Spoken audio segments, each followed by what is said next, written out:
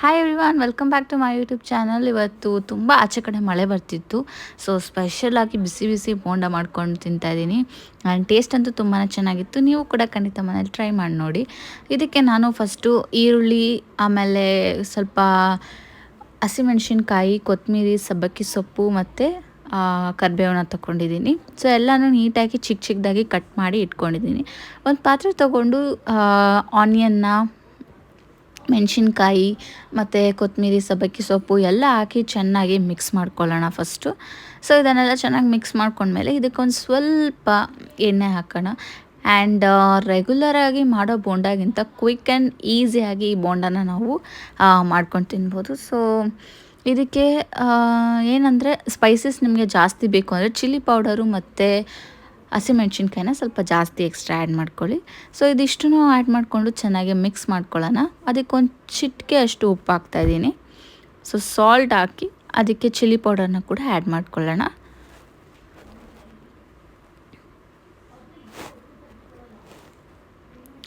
ಇದಕ್ಕೆ ಒಂದು ಸ್ವಲ್ಪ ನಾನು ಸೋಂಪನ್ನ ಹಾಕ್ಕೊತಾ ಇದ್ದೀನಿ. ಓಂಕಾಳು ಆ್ಯಡ್ ಮಾಡ್ಕೊಳ್ಬೋದು. ಓಂಕಾಳು ಇಲ್ಲ ಅಂದರೆ ಸೋಂಪನ್ನ ಕೂಡ ಹಾಕ್ಕೊಳ್ಬೋದು ನಾವು. ಸೋಂಪು ಹಾಕಿದ್ಮೇಲೆ ಸ್ವಲ್ಪ ಚಿಲ್ಲಿ ಪೌಡರ್ ಹಾಕ್ತಾಯಿದ್ದೀನಿ. ಚಿಲ್ಲಿ ಪೌಡರು ನಿಮಗೆ ಎಕ್ಸ್ಟ್ರಾ ಜಾಸ್ತಿ ಬೇಕು ಅಂತಂದರೆ ಜಾಸ್ತಿ ಹಾಕ್ಬೋದು. ಸ್ವಲ್ಪ ಸ್ವಲ್ಪ ಖಾರ ಕಮ್ಮಿ ಇರಲಿ ಅಂತ ನಾನು ಸ್ವಲ್ಪ ಖಾರ ಹಾಕ್ತಾಯಿದ್ದೀನಿ. ಅದಾದಮೇಲೆ ಕಡಲೆ ಹಿಟ್ಟು ಹಾಕಿದ ತಕ್ಷಣ ನಾವು ಒಂದು ಸ್ವಲ್ಪ ಎಣ್ಣೆ ಹಾಕ್ಕೊಂಡು ಒಂದು ಚೂರೇ ನೀರು ಹಾಕ್ಬಿಟ್ಟು ಇದನ್ನು ಕಲಿಸ್ಬೇಕಾಗತ್ತೆ. ಸೊ ಅದು ಜಾಸ್ತಿ ತೆಳ್ಳಗಾಗಬಾರ್ದು. ಸೊ ಹಿಟ್ಟು ಸೊ ಆ ಥರ ಚೂರೇ ಎಲ್ಲನೂ ಮಿಕ್ಸ್ ಮಾಡಿಕೊಂಡು ನೀರು ಹಾಕ್ಕೊಂಡು ಮಿಕ್ಸ್ ಮಾಡ್ಕೊಳ್ಳೋಣ.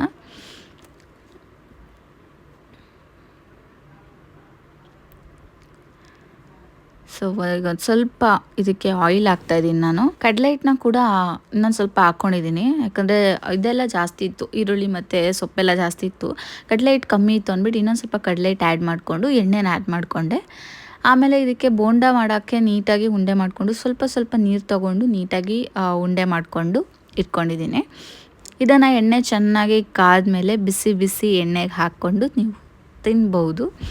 ಸೊ ಈಸಿಯಾಗಿ 3 to 4 ಮಿನಿಟ್ಸಲ್ಲಿ ಬೇಗನೆ ಮಾಡಿಬಿಡ್ಬೋದು ಬೋಂಡಾನ. ನೆನೆಸಿಡಬೇಕು ಅಂತೆಲ್ಲ ಏನೂ ಇಲ್ಲ. ಆ್ಯಂಡ್ ಖಂಡಿತ ನೀವು ಕೂಡ ಇದನ್ನು ಮನೆಯಲ್ಲಿ ಟ್ರೈ ಮಾಡಿ ನೋಡಿ.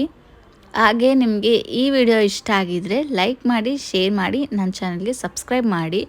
ಆ್ಯಂಡ್ ಈ ಥರ ವೀಡಿಯೋಸ್ ನಿಮಗೆ ಈಸಿ ರೆಸಿಪೀಸ್ ವೀಡಿಯೋಸು ಮತ್ತು ಇನ್ಯಾವ ಥರ ವೀಡಿಯೋಸ್ ಬೇಕು ಅಂತ ನೀವು ನನಗೆ ಕಮೆಂಟಲ್ಲಿ ತಿಳಿಸಿದ್ರೆ ನಾನು ಅದೇ ಥರ ವೀಡಿಯೋಸ್ನ ಟ್ರೈ ಮಾಡೋಕ್ಕೆ ನೋಡ್ತೀನಿ.